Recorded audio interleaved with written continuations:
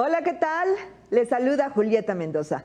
Bienvenidas y bienvenidos a una sesión más de la serie Aportaciones de la nueva Escuela Mexicana a la Educación, que la Secretaría de Educación Pública pone a su disposición a través de la Dirección General Aprende MX, en colaboración con la Dirección General de Formación Continua a Docentes y Directivos de la Unidad de Promoción de Equidad y Excelencia Educativa.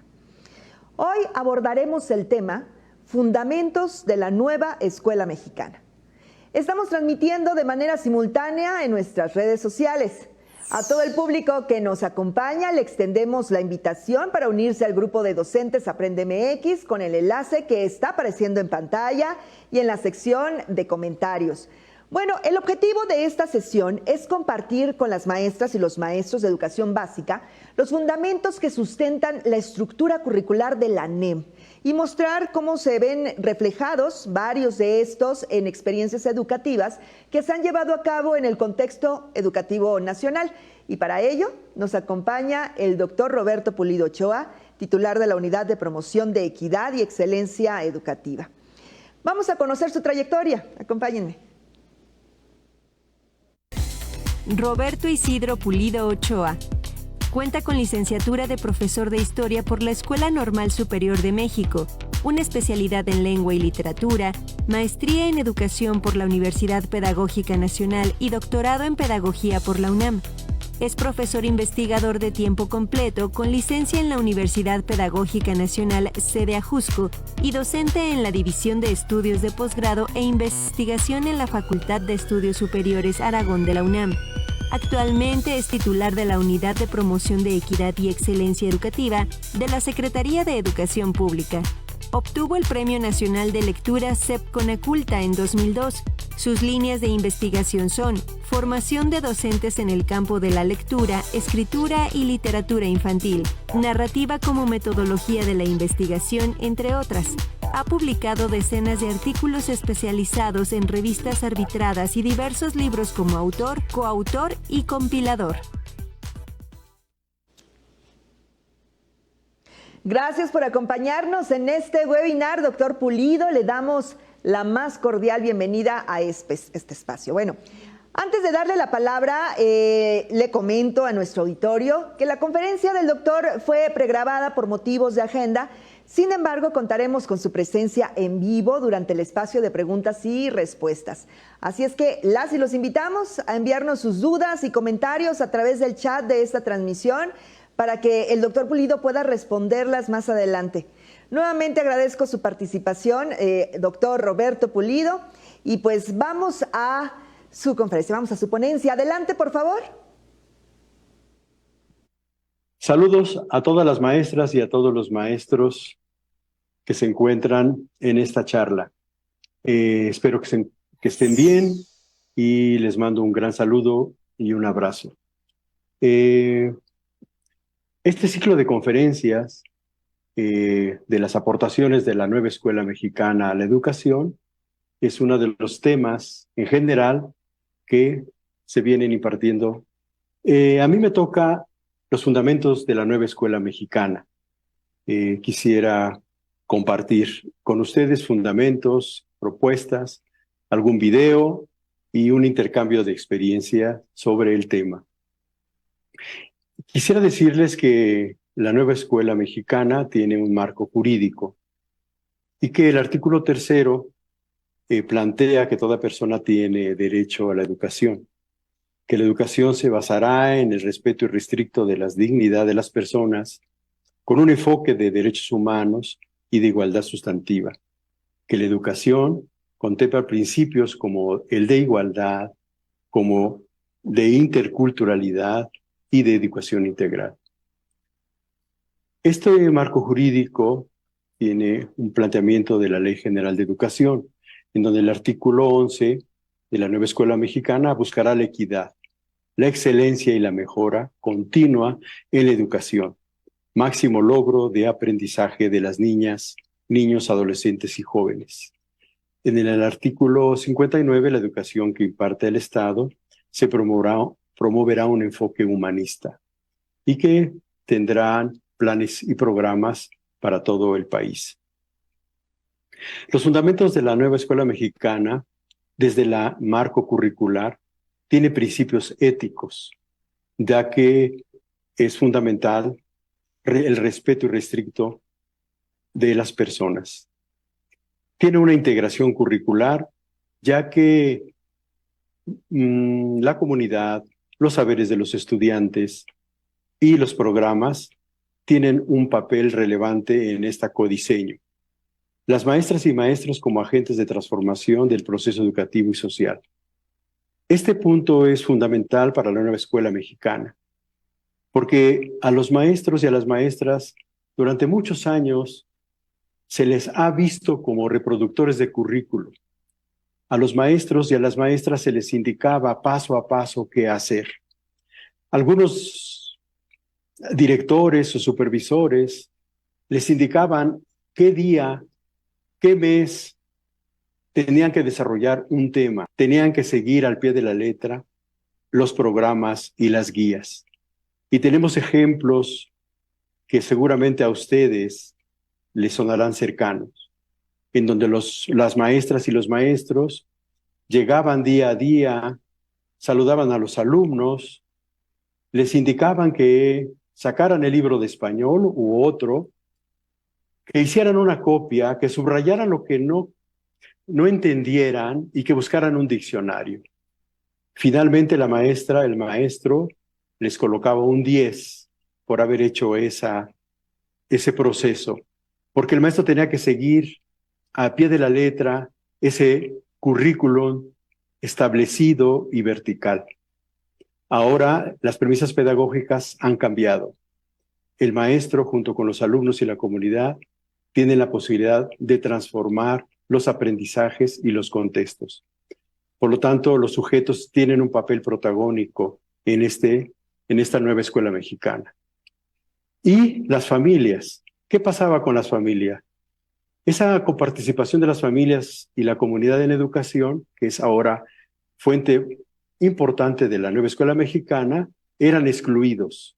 Vemos a las madres y a los padres fuera de las escuelas, esperando a sus hijos, y no tenían derecho a entrar a las escuelas. Hoy ese concepto también tiene que transformarse. Las familias y los saberes, no solo los saberes científicos, no solamente los conocimientos científicos, sino saberes comunitarios. ¿Cuántas cosas no se conocen en las comunidades que son importantes que los niños las reflexionen, las transformen y ayuden a este cambio en educación? Estos fundamentos tienen principios éticos como la libertad, la equidad, la diversidad, igualdad, democracia, solidaridad, respeto, inclusión, corresponsabilidad, interculturalidad, excelencia, justicia social, convivencia, equidad, es decir, dignidad humana. Parece que solamente son conceptos, pero no, es muy importante la libertad que los alumnos tengan para participar en sus aprendizajes, para participar en la evaluación, para participar en propuestas que se sientan identificados con esos procesos de aprendizaje. Tomar en cuenta la diversidad es fundamental porque en cada contexto la diversidad es compleja y no se puede homogeneizar. En los aprendizajes para todo el país únicos y sin flexibilidad. Y por lo tanto, la equidad y la igualdad requieren darle oportunidad a los estudiantes, a los niños, para que puedan participar de este proceso de transformación en la educación. La nueva escuela mexicana plantea un principio ético fundamental que es la democracia. ¿Por qué? Porque la democracia, si la ejercemos desde el aula, si los niños y los jóvenes y las niñas pueden participar, argumentar, proponer, no estar de acuerdo con lo que se está planteando, es fundamental que se abra ese espacio en las escuelas, donde la democracia, donde la horizontalidad sea uno de los principios.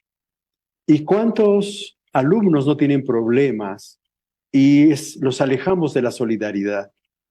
Necesitamos tener un principio fuerte de solidaridad, de inclusión, de corresponsabilidad, de equidad, de respeto por estas formas de vida que durante mucho tiempo han estado excluidos, en donde la voz del maestro, de la autoridad, era la única que estaba en el aula, ¿no? Ahora se requiere una convivencia en donde los niños logremos que sean felices, que sientan que la escuela es un espacio que los arropa, que tienen la posibilidad de aprender y de constituirse como sujetos con una concepción, con un pensamiento crítico. Estos fundamentos de la nueva escuela mexicana tiene este principio en el currículo. Como decíamos, es integrado. Ya no se trata de ver por un lado cada uno de las materias, sino que ahora tendremos que hacer el esfuerzo por ver cómo la lectura y la escritura, junto con las matemáticas, la historia, la geografía, etcétera, se construyen como un pensamiento, como un proceso de aprendizaje global, más inclusivo, tomando en cuenta el contexto. Decíamos cuántos saberes la comunidad, desde sus festejos, formas de sembrar, formas de organización en las ciudades, en diferentes contextos, ahí está esos saberes y es importante integrarlos.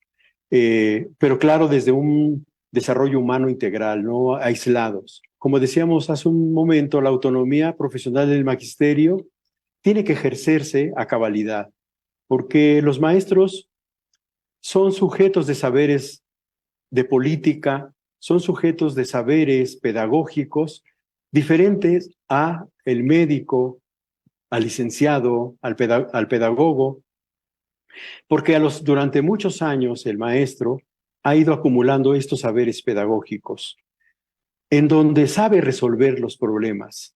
¿Cuántos problemas a lo largo de la historia en México el magisterio ha resuelto? Y cómo en periodos anteriores quisieron destruir esta figura de maestro, quisieron privatizar la educación. Los maestros resistieron y lograron posicionar una concepción histórica de un maestro que ha transformado a México.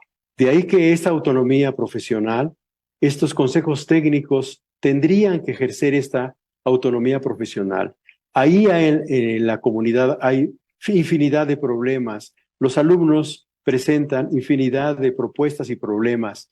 Así es que es necesario que desde esta autonomía no esperar a que otros expertos externos les digan cómo hacerlos. Ustedes, maestras, maestros, lo han hecho. Yo como maestro lo he hecho durante 48 años de servicio. He trabajado en diferentes comunidades de México y América Latina y les puedo decir con absoluta certeza que ustedes, maestras y maestros, saben cómo hacerlo, lo han hecho. Habría que subir y trabajar un poco más fuerte para integrar estos nuevos fundamentos de la nueva escuela mexicana. E integrar, como decíamos, también a la familia. La familia y la comunidad es importante. Ya la familia hoy demostró en la pandemia que las padres de familia estuvieron a la altura de resolver los problemas. Todos aprendimos nuevas tecnologías, los padres de familia participaron sacando fotocopias, haciendo tarea junto con los estudiantes, con sus hijos, preguntándoles, aprendieron nuevamente, regresaron a la escuela y lograron resolver muchos problemas. Efectivamente, la pandemia ha afectado a gran parte del mundo. Tenemos que resolver todos estos problemas de rezago desde otra perspectiva. Es cierto que tal vez tengan rezago en poco en matemáticas, tal vez en lectura, tal vez en geografía, pero aprendieron muchas otras cosas nuestros alumnos. Aprendieron cómo usar las redes, aprendieron a sintetizar y estoy seguro que hoy hay una nueva generación de niños, niñas y adolescentes más autónomos, que leyeron más en la autonomía porque sus padres no estaban. Y habría que seguir cómo esta autonomía se fue desarrollando. Y lograron ahora evaluarse de manera distinta, una evaluación ahora formativa que considere todas las herramientas que los estudiantes van desarrollando cuando aprenden. ¿Cómo le hacen? Todos estos procesos metacognitivos que los propios estudiantes y los padres de familia y los maestros han observado, cómo estos procesos han logrado construir una concepción de evaluación cualitativamente distinta y no una concepción vertical, autoritaria. Hay que ponerle atención y preguntarle a los estudiantes, ¿qué aprendiste? ¿Cómo aprendiste? ¿Qué hiciste para aprender? Y vamos a encontrar, nos vamos a sorprender de la calidad y la cantidad de procesos que siguieron y que aprendieron. Entonces, hay una evaluación distinta, no solamente una calificación. Y como decíamos también, hay una cantidad de problemas en las escuelas de lectura, de matemáticas, de ubicación, de respeto al otro.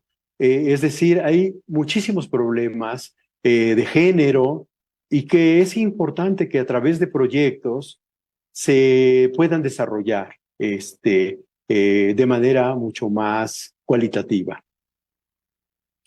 Los fundamentos de la escuela mexicana en esta integración curricular tiene diferentes facetas. Veamos este diagrama.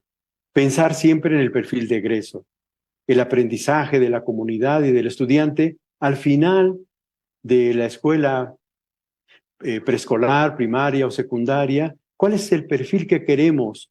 Queremos un sujeto con conciencia para transformar su comunidad. Y se requiere, por eso, ese planteamiento de los ejes articuladores, como es la igualdad de género, pensamiento crítico, interculturalidad, inclusión, artes y experiencias estéticas, apropiación de las culturas a través de la lectura y la escritura, y una vida saludable. Necesitamos una vida saludable en nuestras escuelas. Necesitamos erradicar la comida chatarra. Necesitamos entrarle más por el arte. Necesitamos elevar el nivel de lectura de nuestros estudiantes. Y el nivel de lectura también pasa por la familia. El trabajo de la lectura no solamente es una tarea de la escuela, es una tarea de todos. Y esta igualdad de género que tanto han luchado las mujeres ahora, hay que reconocerlo en las aulas. Si pudiera tener más tiempo, les explicaría cómo ha habido proyectos en donde los alumnos proponen jugar fútbol y las niñas deciden que no. Y las maestras y los alumnos discuten por qué sí, por qué no. Y se construyen procesos distintos, ¿no? Y pensar también en cómo debemos construir un pensamiento crítico entre nuestros alumnos. ¿Por qué? Porque la lectura muchas veces se lee lo contextual, lo que está ahí presente. Y nosotros necesitamos que nuestros alumnos vean más allá de lo que están observando en la vida cotidiana, en un texto, ¿sí? Lo que se llama ahora literacidad crítica. Es fundamental que desde este pensamiento crítico los alumnos aprendan a interrogar de manera crítica la realidad. Y el término de interculturalidad es fundamental porque no solamente en las comunidades indígenas, sino en cada contexto, la interculturalidad debe estar presente, porque hay saberes en cada comunidad, en cada contexto, que deben de incluirse en la escuela y en los aprendizajes. Están los lenguajes, los saberes y pensamiento científico, está la ética, naturaleza. En estas sociedades, lo humano y lo comunitario, es decir, hoy necesitamos pensar los aprendizajes de manera global, profunda y no separada, porque la naturaleza, la ciencia está concatenada y no está aislada, separada. Y ahora se ha planteado las fases y los grados. Durante el año, pronto llegarán los libros de texto, los programas, etcétera, etcétera, que nos permita a todos articular todo este proceso. Bueno, dentro de estos fundamentos de la nueva escuela mexicana, las y los estudiantes como sujetos de derecho a la educación, se plantea que se les tome en cuenta en la integración de los programas analíticos. ¿Qué es esto? Es fundamental tener en cuenta los programas nacionales, los contenidos nacionales que nos hacen un país con identidad, pero también hay contextos distintos. Y de ahí la importancia de que los estudiantes desarrollen junto con los maestros de la comunidad programas, ¿sí? Programas que se analicen desde los contextos y que partan de un desarrollo de estos juicios de los estudiantes que siempre son propositivos. Y por lo tanto, al preguntarle a los estudiantes de la comunidad, seguramente que poco a poco se desarrollará una autonomía entre los estudiantes, una autonomía para decidir por dónde, proponer en el aula junto con los maestros, ¿sí? Cuestionar conocimientos que de pronto han sido ya desechados, como las planas, como los dictados, la repetición, la memorización, que puede utilizarse en la escuela, pero como un elemento aislado, sencillo o mínimo. Lo que se trata ahora es de una construcción crítica. En esa manera podremos ofrecer un desarrollo integral y además potenciar las capacidades y las habilidades de nuestros estudiantes. Y pues si tomamos, como hemos dicho, estos saberes, estas experiencias, las necesidades, pensemos en una comunidad que tiene problemas de sequía, que tiene problemas de algún gusano que esté maltratando la cosecha. Son temas interesantes donde los estudiantes pues pueden participar. Yo conozco una experiencia de una escuela donde los niños pasaban todos los días y veían que había una alberca y que el agua era verde, que estaba verde, que se había, digamos que descompuesto. Los dueños se fueron y ya no la atendieron. Y los niños de segundo año se preguntaron, ¿pero cómo le hacemos? ¿Por qué, maestro, se pone el agua verde? Fue un tema fundamental y los niños investigaron, invitaron especialistas y lograron encontrar cómo el cloro y otros productos permitía limpiar el agua y hacerla cristalina. Esos conocimientos que puede verse en la universidad, estas escuelas las conocieron en segundo de primaria, en un contexto rural. Es decir, que estos saberes ahí están de nuestros estudiantes. Solo hay que preguntarles, acercarnos a ellos, quitarnos un tanto este poder que hemos tenido durante muchos años. Por lo tanto, se va a respetar todos sus derechos. Es fundamental también entre la nueva escuela mexicana que los maestros y las maestras sean agentes de transformación. Solo reiterar que este trabajo de profesionalismo lo han visto, lo han vivido, lo han desarrollado, sobre todo ahora en la pandemia.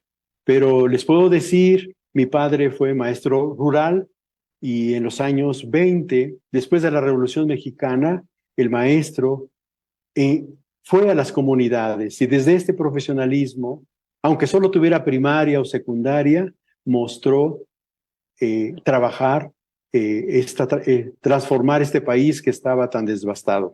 Y así a lo largo de la historia, los maestros han demostrado este profesionalismo. Reitero, han querido desplazar este proceso, este pensamiento, pero no lo han logrado. Seguimos en pie. A partir del trabajo de calidad, del trabajo cualitativo, no cuantitativo solamente, sino cualitativo. Por eso, este diálogo pedagógico entre pares es un trabajo colaborativo, porque se construye de manera horizontal, pero fina, ¿no? Los problemas, junto con los directores y los supervisores. Estos fundamentos de la nueva escuela mexicana en la coparticipación de las familias en la comunidad. Ya también hemos un poco adelantado de esta perspectiva de codiseño y el desarrollo de proyectos que considera la comunidad como fuente fundamental. Les quiero platicar que alguna vez fui a una comunidad y pensé que podríamos hacer un trabajo con los niños a partir de los saberes. Y entonces dijimos, vamos a salir al campo y que los niños nos digan qué es lo que observan, en fin. Y entonces en ese caminar, en ese andar, les pregunté a los niños cómo se llamaba esa planta, ese árbol. Y todos los niños me contestaron.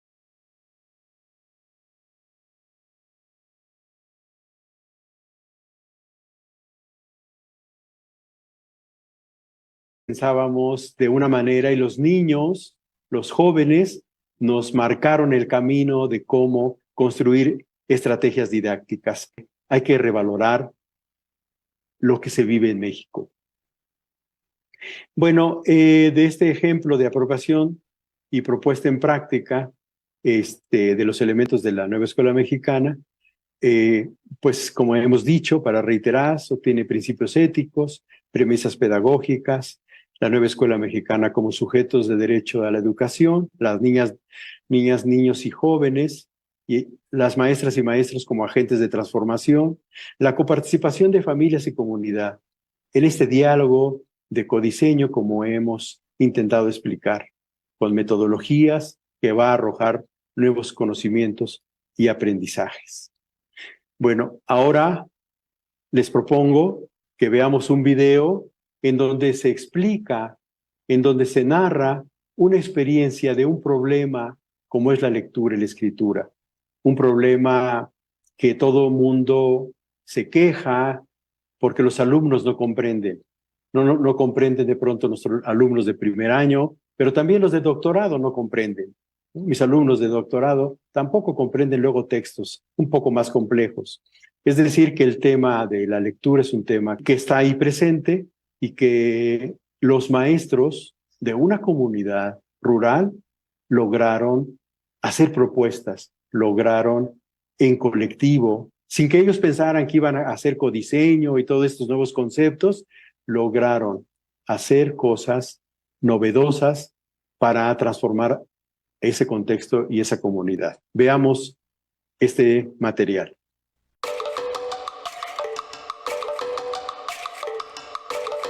Esta historia ocurre en algunos pueblos remotos y marginados del Valle de Oaxaca. Trata acerca de los niños que lograron superar muchos obstáculos y al mismo tiempo hallaron un enorme tesoro. Empieza cuando un grupo de profesores de primaria decidió echar a andar un proyecto muy generoso. Uno de los mayores problemas al que estos se enfrentaban era el número de reprobados que había en el primer grado. Muchos niños reprobaban una y otra vez, pues no lograban aprender a leer ni a escribir. A esto se sumaba una aguda pobreza y una difícil situación familiar caracterizada por el maltrato y la incomprensión. Ante esta situación, los profesores decidieron aplicar un programa alternativo. En primer lugar, acordaron no reprobar más alumnos y desarrollar un seminario permanente con la intención de promover la formación de lectores. El propósito fue que los niños aprendieran a leer y escribir por puro gusto, como parte de un juego que incluyera otras actividades. A partir de ese momento, el aula se transformó en un espacio donde la lectura y la escritura adquirieron nuevos significados para los niños. Desde entonces, la estrategia ha utilizado recursos como la lectura en voz alta, la narración de cuentos, la literatura infantil, la evaluación cualitativa de la lengua escrita y la creación de bibliotecas en el aula. Las prácticas mecanizadas y repetitivas como las planas y los dictados han sido rápidamente desplazadas por actividades más ágiles y divertidas.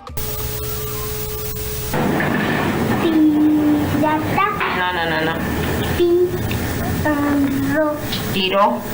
La acción de los profesores ha sido vital en todo momento. No, ningún madrazo. Por su parte, los niños han conquistado nuevos espacios para leer fuera del salón de clases y han formado por su cuenta clubes o círculos informales de lectura. Además, se han organizado ferias de libro en las comunidades, lo que permite enriquecer las bibliotecas escolares y la formación de pequeños acervos en las casas de cada niño o niña. Terminamos esta cápsula con una cita del inmortal novelista francés Gustave Flaubert. Hay tantas maneras de leer y hace falta tanto talento para leer bien.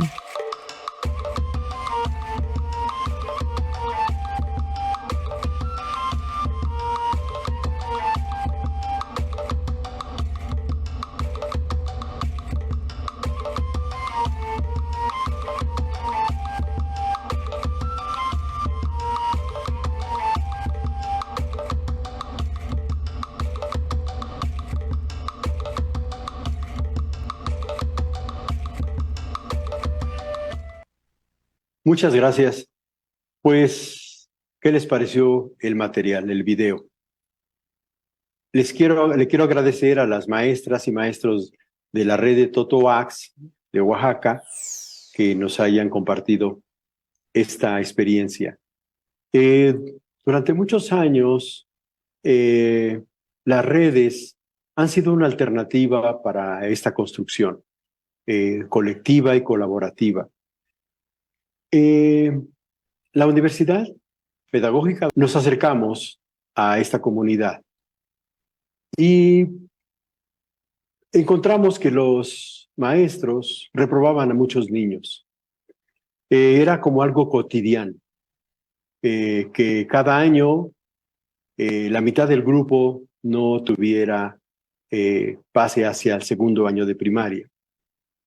Lo cual nosotros como universidad, aquí surge una figura de acompañamiento, que es una de las tareas que estamos trabajando ahora que estoy aquí en la Secretaría de Educación Pública. Y el acompañamiento desde la universidad no era decirles, no darles la receta, sino construir de manera colectiva y colaborativa cómo atacar ese problema. Con anuencia del director y los supervisores y los maestros, decidimos construir otra ruta. Primero, que cada maestro que fuera maestro de primero y después de segundo, fuera por voluntad, tomara la decisión de participar en este proyecto. Así es que ya las maestras que de nuevo ingreso o los castigados no eran enviados a primer año como castigo. Fue una decisión voluntaria. El segundo concepto fue que tenían que estar primero y segundo año. O sea, 2 años tendrían que estar a los alumnos para acompañarlos. Porque como sabemos, la lectura es un proceso que nunca se acaba, ¿no? Así es que el tercer momento, lo que hicimos fue un seminario permanente. Decidimos y analizamos la importancia de realizar un seminario permanente y que el día viernes trabajáramos en colectivo, en una comunidad. Entonces, durante varios años, trabajamos esta propuesta de manera colectiva, atacando un problema e integrando a los padres de familia de diferente manera. Ahorita les platico cómo fue. Una vez que fuimos observando y trabajando con los problemas de cada uno de los salones, de cada uno de los niños, con cada uno de las niñas y de los niños, observábamos cuál era su nivel de desarrollo en lectura, la oralidad, cómo se expresaban, cómo leían. Propusimos alternativas didácticas colectivamente. Nosotros con algunas experiencias como maestros y como acompañantes del proceso, pero también las maestras y los maestros que eran 22 en ese momento, con una experiencia enorme. Recuerdo a la maestra Minerva, que durante 33 años había dado primer año y desarrollaba una buena estrategia, pero los niños aprendían a leer y escribir muy rápido, pero no eran lectores, no eran sujetos que fueran lectores por gusto, simplemente transcribir el código. Y así cada una de las maestras del colectivo de la red, íbamos cada mes en cada escuela. Durante ese mes, las maestras y los maestros desarrollaban la propuesta de una lectura y de una escritura placentera. ¿Y cuál fue el medio? La literatura infantil. A través de la literatura infantil logramos que los niños entraran a un mundo distinto, que viajaran, que conocieran otros mundos. Y entonces los niños se entusiasmaron por leer cada vez más. Los pocos libros que había en la biblioteca de aula, que era alrededor de 30, rápidamente se agotaron el primer mes. El Fondo de Cultura Económica nos daba a 40% de descuento los libros y nosotros lo trasladábamos de ese costo. Y los niños vendían leña, naranjas y se iban adquiriendo cada vez más libros que llevábamos a la comunidad cada mes a diferentes contextos. Y las madres de familia, los padres que estaban en Estados Unidos o en la comunidad, reunían también un poco de fondo, de dinero, para que cuando llegáramos nosotros con los libros pudieran comprar. Hicimos libros de carrizo, de tela, dependiendo del contexto junto con los alumnos. Y todos estos libros fueron parte de la biblioteca de la escuela y parte de la biblioteca del aula. La biblioteca del aula se incrementó enormemente a partir de las producciones de los estudiantes, de las niñas y de los niños. Al final de este proyecto, después de 6 años, que los maestros, no todos aguantaron, algunos se cambiaron de comunidad, pero estos niños que fueron a la radio, que hicieron muchísimas cosas con la lectura y la escritura, llegué a la comunidad y escuché a una de las madres de familia que les dijo, ¿a qué iban a la escuela? ¿Por qué andaban de vagas? ¿Por qué andaban en la calle? Y las niñas dijeron, no, pues nos reunimos para platicar. A las pocas horas, la maestra de ese lugar me dijo que las niñas habían construido un proyecto clandestino de poesía. Escribían y leían poesía en alguna de las casas, en alguno de los jacales, y que todas las tardes se reunían para leer poesía. Imagínense qué maravilla de este proyecto tan pequeño que salió. Es decir, los maestros reafirman, desde mi convicción y mi experiencia, que son capaces de transformar a este país. Por eso, toda la autonomía para los maestros, todo el apoyo desde la Secretaría para que ustedes propongan y construyamos en colectivo, de manera colaborativa, la necesidad de transformar nuestro México. Muchas gracias. Pues ahora pasaremos a una discusión y debate. Díganme qué no les parece, qué les gusta, sus experiencias, qué han hecho, y construiremos un diálogo más horizontal. Gracias. Excelente ponencia del doctor Pulido. Esperamos que esta información sea de gran utilidad para las y los docentes que nos acompañan. Doctor Pulido, qué gusto contar con su presencia. Ahora sí, ya en vivo. Bienvenido, ¿cómo está? Muy bien, muchísimas gracias. Muchas gracias por todo el esfuerzo que han desarrollado para este tipo de conferencias. Al contrario, doctor, los agradecidos somos nosotros. Y si le parece bien, pues damos paso a las preguntas y comentarios que nos han hecho llegar ya las y los docentes que hoy nos acompañan. ¿Le parece bien? Vamos a comenzar con esta primera. ¿Cómo en este momento, aquí está? ¿Qué recomendaciones, doctor? ¿Qué recomendaciones haría para aterrizar los cambios propuestos en las orientaciones didácticas en nuestras aulas? Antes que nada, les quiero mandar un abrazo y un saludo a muchas maestras y maestros que están presentes en este intercambio.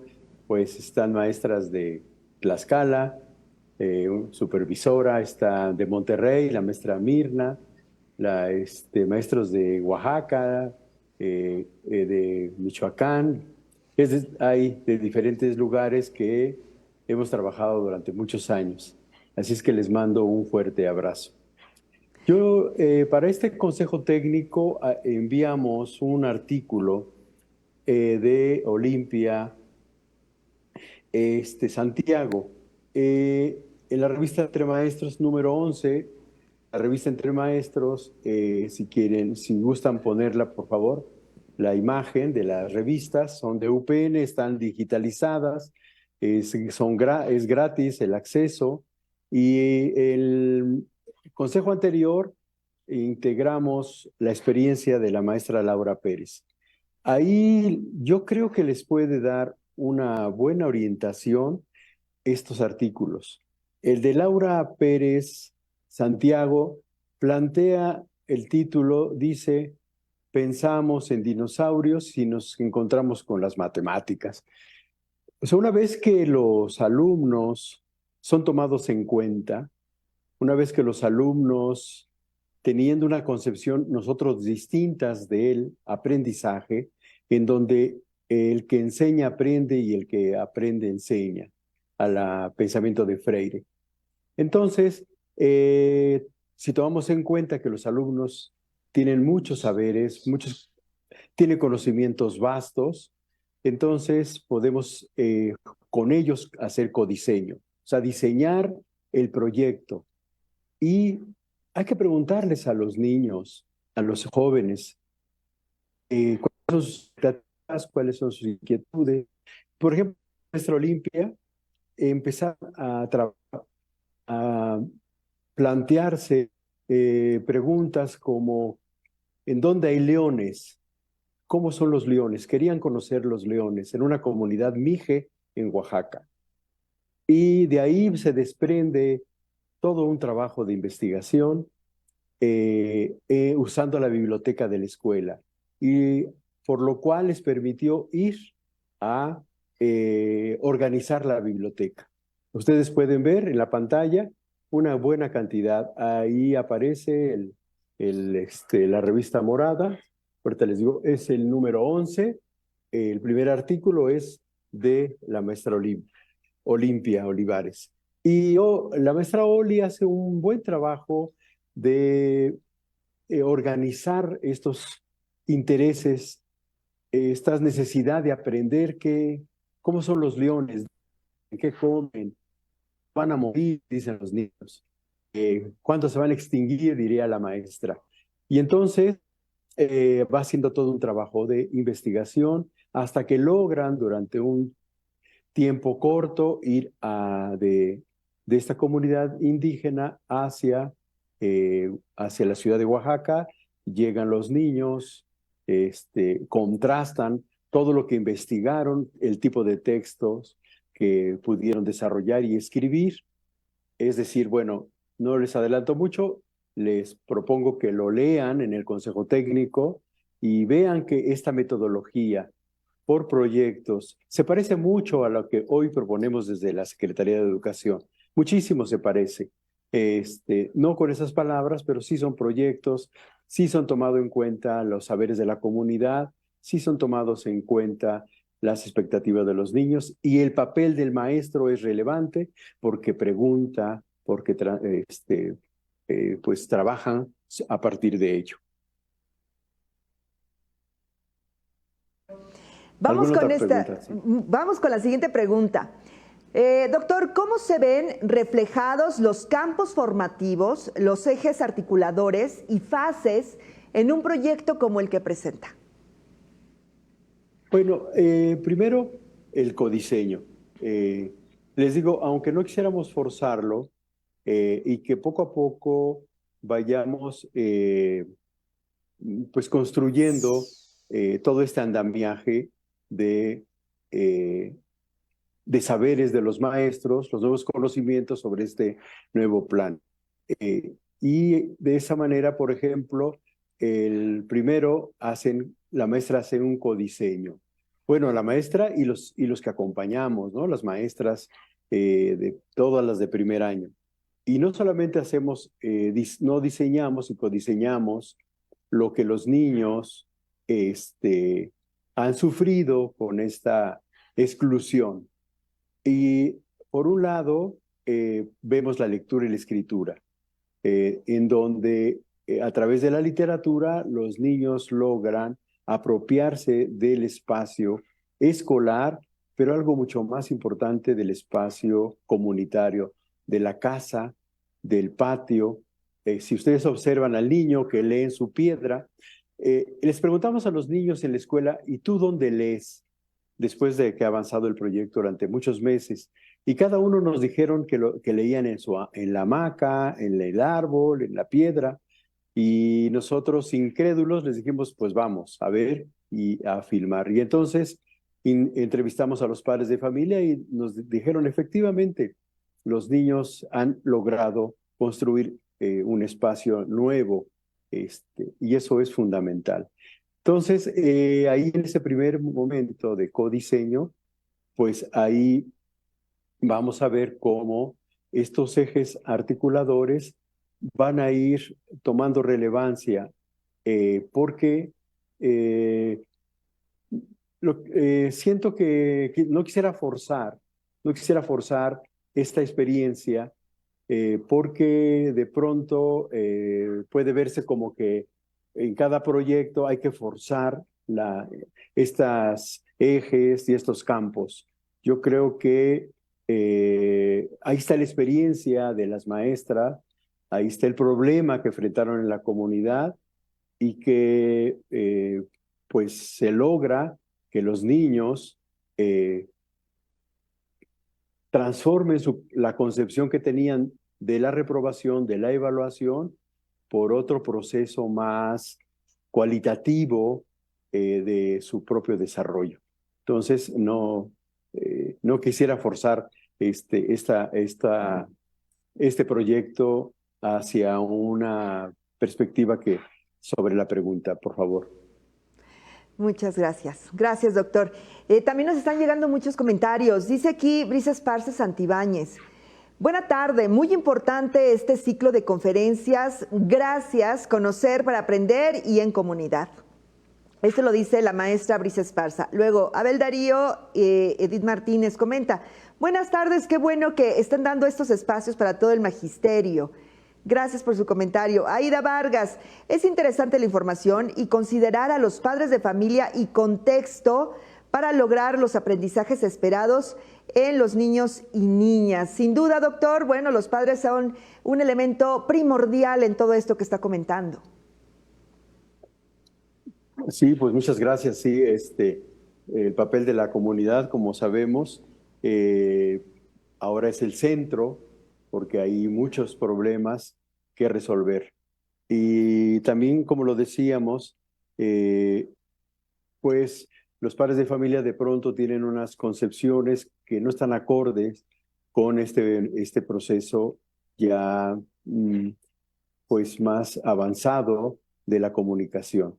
Entonces, pues es importante que los padres de familia se acerquen a la escuela y que los maestros orienten, por ejemplo, en lectura.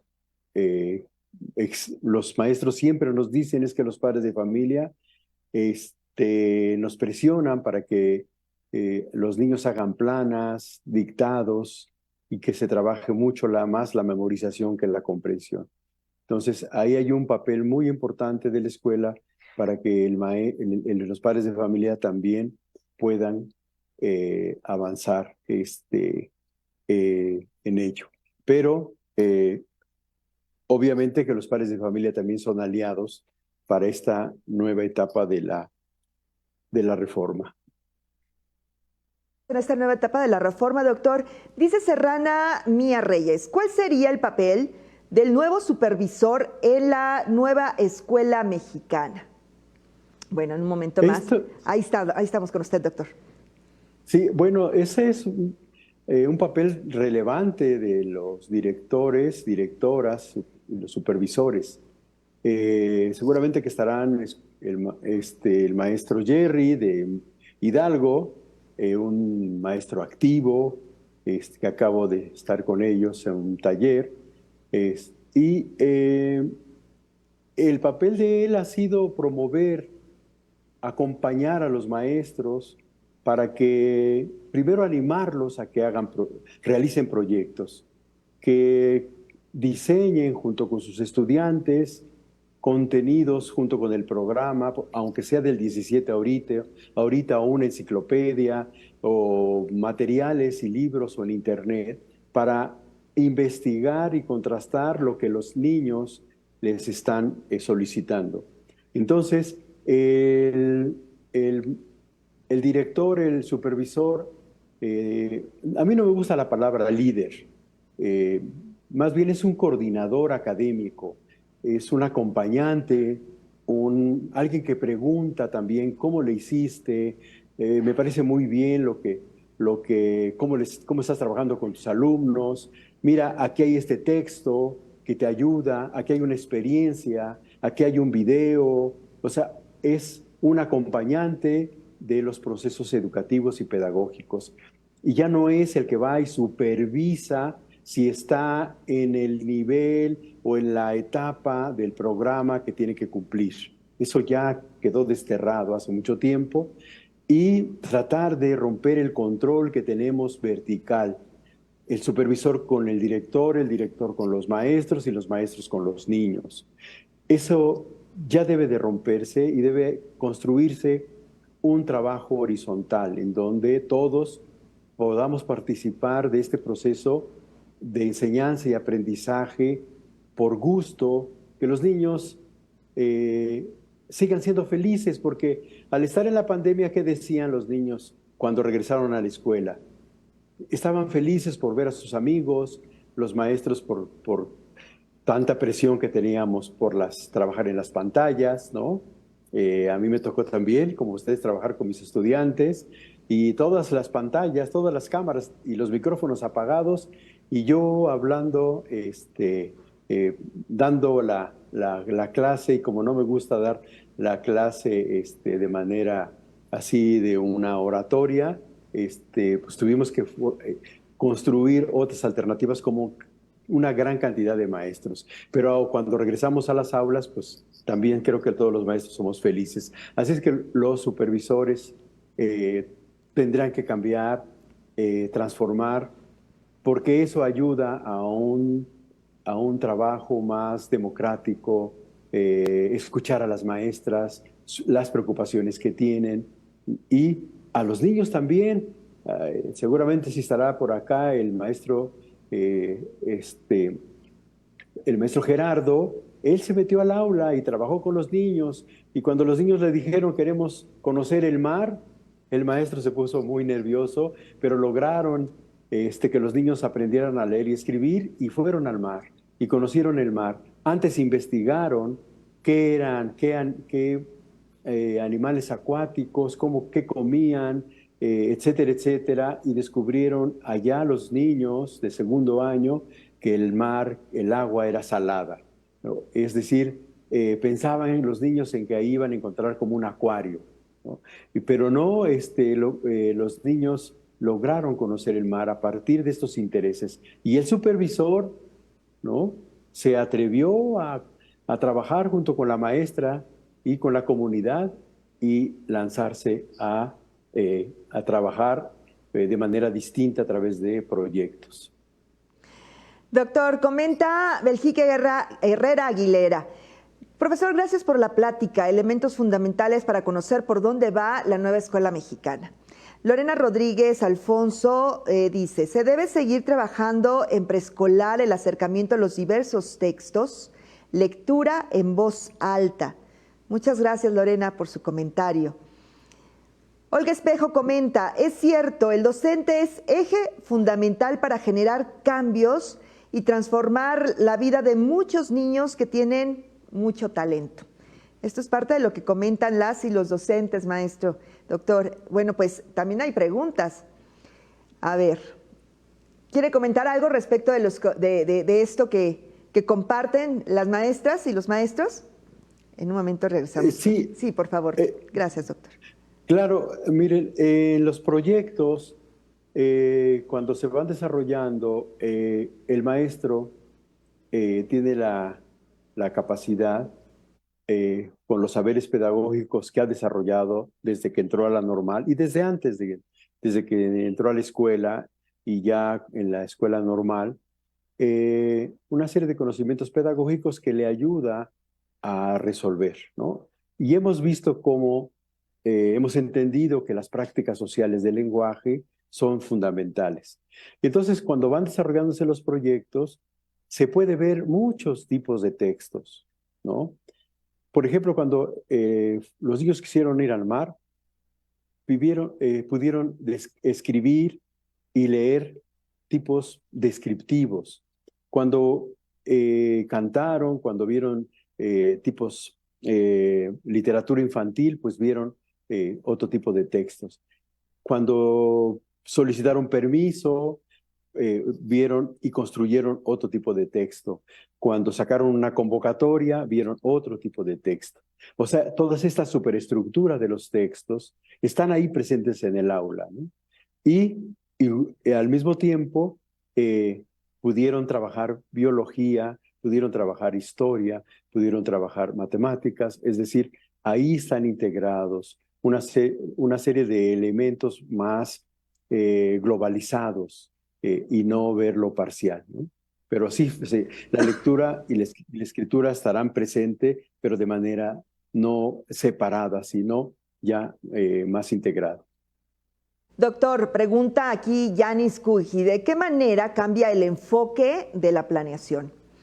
¿Seguirá siendo de forma lineal y estricta o estricto los elementos de la planeación? ¿De qué manera cambia este enfoque? ¿Qué le diría? ¿Qué le diría, doctor? Me llamó mucho la atención ahora el taller en Hidalgo, que una maestra que se ve que es excelente maestra, porque las preguntas que me hacía y cómo captaba, me comentó, entonces, doctor, ahora le voy a reportar al director lo que los niños y la comunidad y yo estamos elaborando como proyecto. Fíjense, ya estaba pensando de una manera vertical, o sea, ya ella pensaba cómo reportarle al director. No digo que no le reporte, pero hay otras maneras de construir el conocimiento. ¿Por qué no en el consejo técnico, todos y todas, analizamos todo este proceso que van construyendo de codiseño con los estudiantes, con la comunidad, ¿no? Si encuentran algún problema de aprendizaje, de valores, en fin, y que se va discutiendo y se discute con los estudiantes durante estos periodos, ¿no? Digamos que todavía da tiempo para que de aquí al consejo platiquemos con nuestros estudiantes, analicemos, les hagamos preguntas, los provoquemos a que investiguen sobre lo que nos están preguntando, ¿no? Si les interesa, como muchos niños en los dinosaurios, pues interrogarlos, ¿por qué se extinguieron? ¿Cuál era su dimensión, su peso? ¿Qué saben estos niños? Y al siguiente día o 2 días que los niños van e investigan, regresar, ¿no? Entonces, ya teniendo ese material en el consejo técnico, discutir cómo los niños hablaron, cómo expresaron los intereses y sus interrogantes. Y cada maestro, con esa información, ir construyendo el proyecto para después ir regresar a los salones y desarrollar el proyecto, sistematizarlo, organizarlo de diferentes maneras. Ustedes son muy hábiles para generar una serie de materiales para sistematizarlo. Y en ese sentido, entonces, ya compartir con el director el proceso de aprendizaje que van llegando los niños, que van desarrollando los niños, perdón, pero no como reporte tradicional, igual que al supervisor. Entonces cambia totalmente la concepción de diseñar y de entregar previamente lo que se va a hacer, porque no se sabe qué se va a hacer hasta que no construyamos el proyecto colectivo. Doctor, pregunta Fernanda Ríos, ¿cómo podemos contribuir en la elaboración del plan de estudios? Ah, qué buena pregunta. Fíjense, en el programa que ya va a llegar en enero, este programa analítico, o sea, el programa analítico es todo lo que la SEP pensamos que debe contener un programa, pero no puede caber todo porque sería el conocimiento del mundo. Entonces, podemos decir que el programa sintético es lo faltante. A ver si me explico.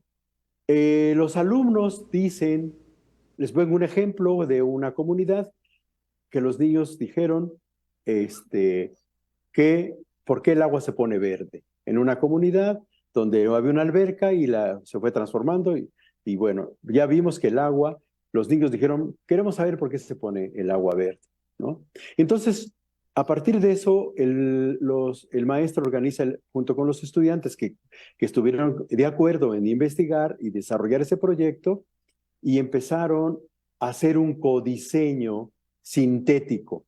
Eso no lo tiene el programa analítico, eso no lo tiene el programa completo.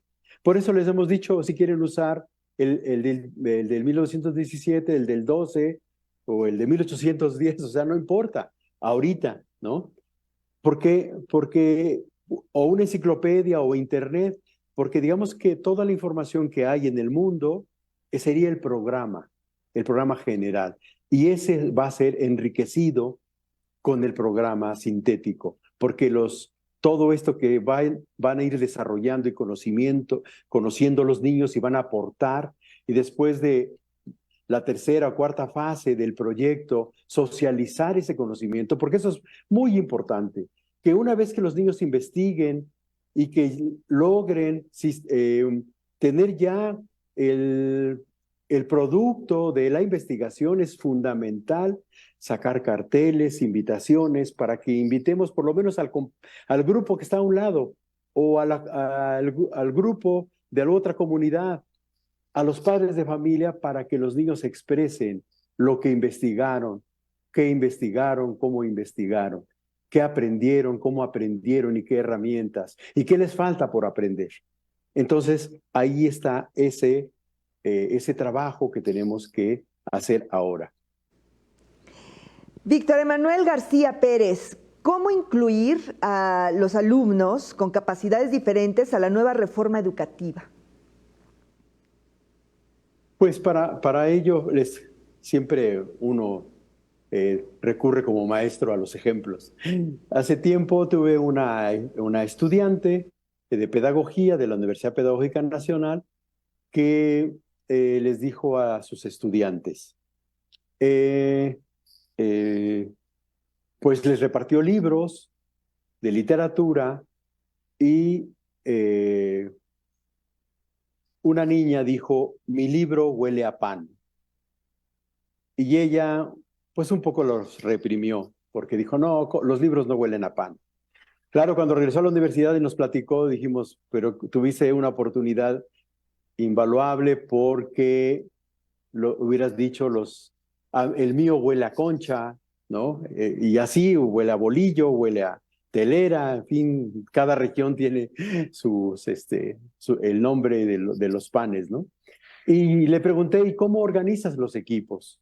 Y ella me decía, no, pues se organizan por equipos, ¿no? Hasta que la interrogué más, ¿pero cómo?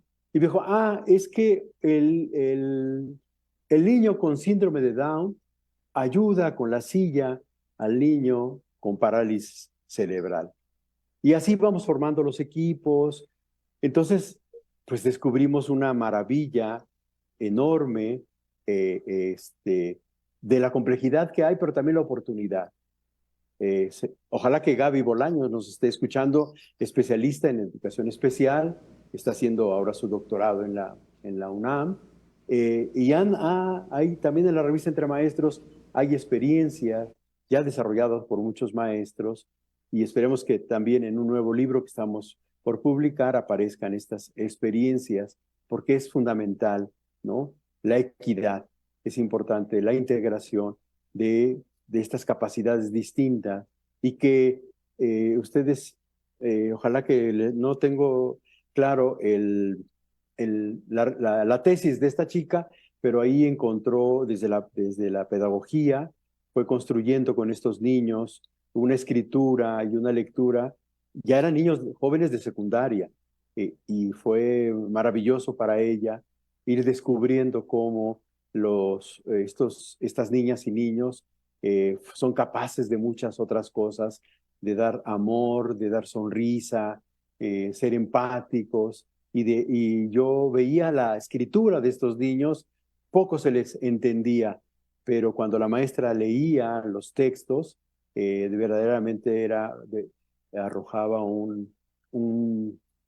eh, pues un sentimiento que me forzó a mí la verdad es que la maestra logró, después de decirles que libros no olían a pan, a construir proyectos con estos niños. Así es que yo creo mucho en que los maestros han desarrollado una gran cantidad de experiencia y lo que hace falta es que los escriban, que los documenten para que tengamos, se amplíe las experiencias en este proceso de transición educativo. Muchas gracias, doctor. Aquí tenemos también un comentario de Mariel Castellanos. Gracias por el aporte, pero debemos predicar con el ejemplo y tener el hábito de la lectura. Importantísimo, ya lo mencionó usted, doctor. Ese es mi tema de hace más de 30 años. Y yo estoy convencido de que la lectura es fundamental. Les voy a mostrar un libro. Este libro, Sí. Rostros de la Lectura, Historias de Maestros. Hicimos una investigación de 15 años porque los padres de familia les decían a los niños, ya no leas, te la pasas leyendo puros cuentos, ¿no? Y fuimos indagando entre los profesores cuál era la concepción que tenían de la lectura, ¿no? Y los maestros, la mayoría de los que hablaron o hablan sobre el gusto por la lectura, los que desarrollaron el gusto y el placer por leer, lo descubrieron con los amigos, con las amigas, en otros espacios que no es la escuela. Eso lo descubrió Judith Kallman, que escribe también en este libro, una investigadora muy importante, y me dijo, Roberto, pensé que no iba a encontrar algo nuevo en lectura y escritura. Y resulta que este libro es maravilloso. El problema es que parece que la escuela no desarrolla el gusto por la lectura. Así es que tenemos una tarea enorme, los maestros, de generar espacios dentro y fuera de la escuela, ¿no? Para que la lectura verdaderamente, pero una lectura desde la literacidad, que los niños vean más allá de lo que ven, que a través de videos, a través de juegos y de libros puedan entender el mundo, como decía Freire, para transformarlo. Y eso se requiere un lector crítico, un lector, para eso está la escuela, para que nosotros como maestros le interroguemos, pero hay que leer los textos. Y alguna maestra una vez en un taller le pregunté, ¿cuál ha sido el último libro que leíste? Les pregunté en general a las maestras y una maestra me dijo, yo leí 100 años de soledad. Me llenó de alegría. Y le dije, ¿cuándo leíste ese libro? Hace 25 años, cuando estaba en la normal y me lo dieron a leer por obligación. Entonces sí hay un espacio y una necesidad de que los maestros leamos todo tipo de textos. No digo que el maestro no lee. Ahí hay investigaciones como la de Elsie Rodwell, en donde ha visto que los maestros leen todo el día el cuaderno de los niños, el mensaje que manda la directora, el cuaderno, la cooperativa. El maestro está leyendo todo el día, pero necesita espacio para la formación y espacio también para el placer. Y que no me digan lo que me dijo una maestra, es que yo ya entendí que son esto de los proyectos. ¿Y usted cree que yo voy a dejar de ver mis telenovelas por la tarde para ponerme a leer? Yo le dije, maestra, adelante, no creo que sea el debate, pero la mayoría y la inmensa mayoría de los maestros estamos preocupados y leemos y trabajamos por las tardes para al otro día enfrentarnos con nuestros día a día educativo. Sin duda. Gracias, doctor. Bricia Martínez, excelente exposición, doctor. Muchas gracias. Gracias también por este comentario a Bricia. Sonia González, ¿cómo quitar la idea, doctor, de que siempre debemos tener presentes libros de texto para orientar el trabajo? Ese es un logro de la Revolución Mexicana, ustedes saben. Mi padre fue maestro rural y fue muy importante los libros. yo lo interrogué, una de las primeras investigaciones que hice allá por los años 70, 80, y le decía a mi padre que era esto de la educación socialista. Y él me dijo, es que en los libros de texto venía una imagen del cuerpo humano. Y entonces, pues, otros grupos no les pareció adecuado que se mostrara el cuerpo, ¿no?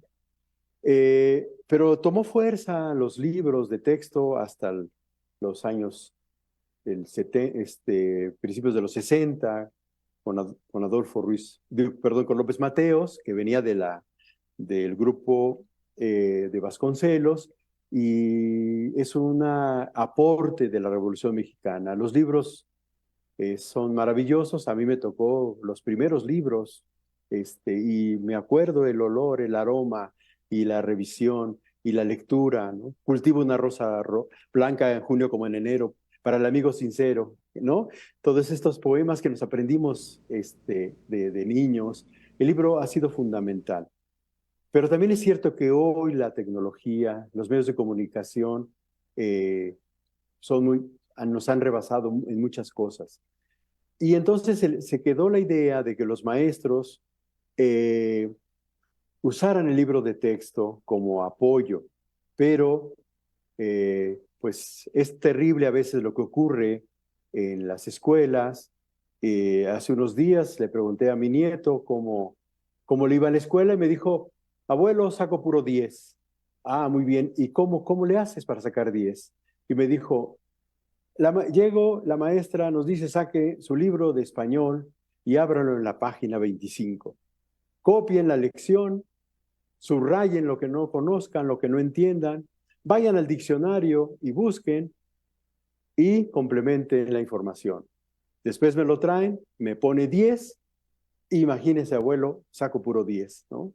Esas prácticas mecanizadas deben ser desterradas, ¿no? Entonces el libro de texto debe ser un apoyo. Cuando los maestros reclaman que los libros de texto cada vez son más delgados, es por ello, porque ahora hay una gran cantidad de información, hay muchísimas páginas. Ahorita les he mostrado la revista Intermaestro, que iremos, no sé, más allá de 60 números, en donde los maestros escriben sus experiencias pedagógicas, didácticas. Entonces, yo lo dejaría por ahí. Muchísimas gracias, doctor. Aida Vargas, me parece, ese es un comentario, me parece buena opción los webinars porque enriquecen nuestros saberes y retomamos y nos apropiamos de estrategias funcionales para aprender con gusto y ser felices en la vida escolar y familiar. Este comentario lo comparte con usted Aida Vargas González. Doctor, pues queremos agradecemos la exposición de su ponencia y sobre todo pues que haya resuelto dudas de nuestro público y para dar una conclusión, un cierre, nos gustaría escuchar su reflexión final, doctor. Sí, nos puede compartir este comentario final. Muchas gracias. Pues si se van con dudas, el objetivo se habrá cumplido, porque de certezas estamos llenos todos los días los maestros y debemos de trabajar sobre la incertidumbre. Siempre llegar, levantarse, llegar a la escuela y hacer prácticas mecanizadas no ayuda a desarrollar la educación.